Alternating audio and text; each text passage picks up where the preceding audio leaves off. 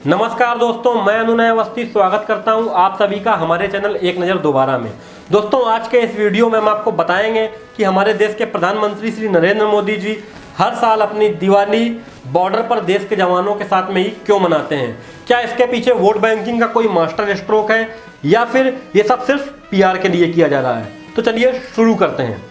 दोस्तों, हाल ही में हमारे देश के प्रधानमंत्री श्री नरेंद्र मोदी जी ने अपनी दिवाली जैसलमेर में बीएसएफ के जवानों के साथ में मनाई।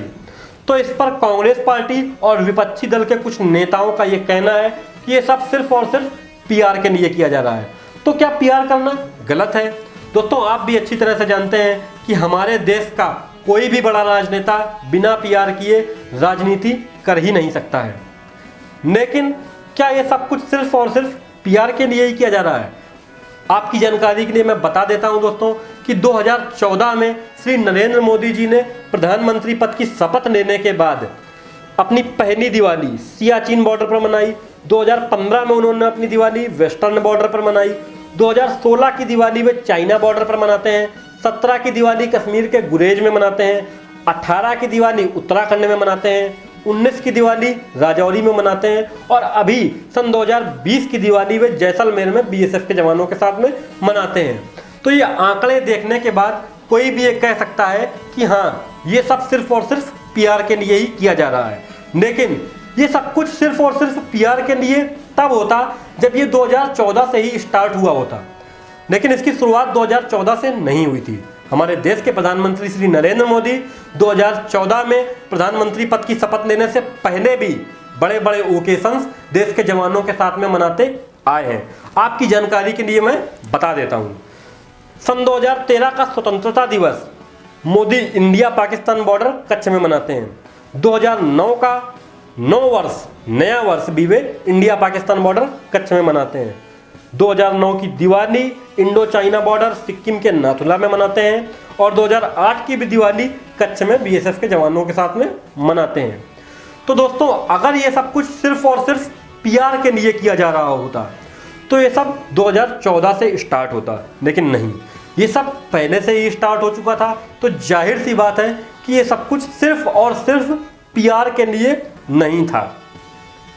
तो अब इसके पीछे की वजह क्या है? क्या इसके पीछे वोट बैंकिंग का कोई मास्टर स्ट्रोक है? तो जब हम इसके बारे में रिसर्च करते हैं तो पता चलता है कि हाँ, वोट बैंकिंग का एक बहुत बड़ा मास्टर स्ट्रोक इसके पीछे छुपा हुआ है।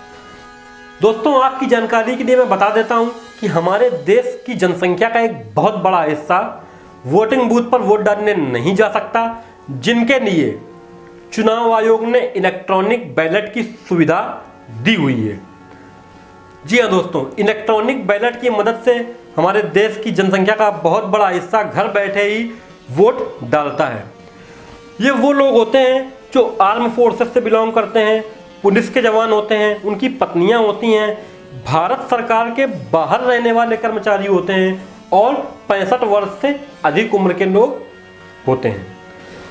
तो दोस्तों, मैं आपको बताता हूं कि 2014 में जब चुनाव हुए तब इलेक्ट्रॉनिक बैलेट की हेल्प से वोट डालने वालों की संख्या सिर्फ और सिर्फ 4% थी।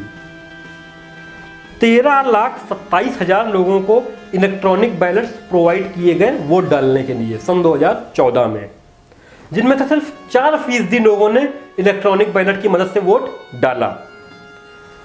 अब 2014 में नरेंद्र मोदी के प्रधानमंत्री बनने के बाद जब वे लगातार बॉर्डर पर अपनी दिवाली मनाते हैं, उसके बाद 2019 में जब दोबारा से चुनाव होते हैं, तब इन वोटर्स की संख्या 4% से बढ़कर के 60% होती है, 60%। दोस्तों, 2019 के चुनाव में 18,02,646 लोगों को इलेक्ट्रॉनिक बैलेट की सुविधा दी जाती है, जिसमें से 10,84,266 लोग वोट डालते हैं। अब आप अच्छी तरह से जानते हैं कि ये वोट किस पार्टी को गया होगा, इन लोगों ने किन्हें वोट दिया होगा। तो दोस्तों, इन सब बातों से साफ जाहिर होता है कि वोट बैंकिंग का एक बहुत बड़ा मास्टर स्ट्रोक इन सब के पीछे छुपा हुआ था। लेकिन क्या ये करना गलत है? इसका डिसीजन मैं नहीं लूँगा, ये डिसीजन आप लेंगे। आप हमें कमेंट बॉक्स में ये बताइएगा कि वोट पाने के लिए देश की बदनामी करना सही है या फिर वोट पाने के लिए देश के जवानों के साथ में खड़े होना सही है।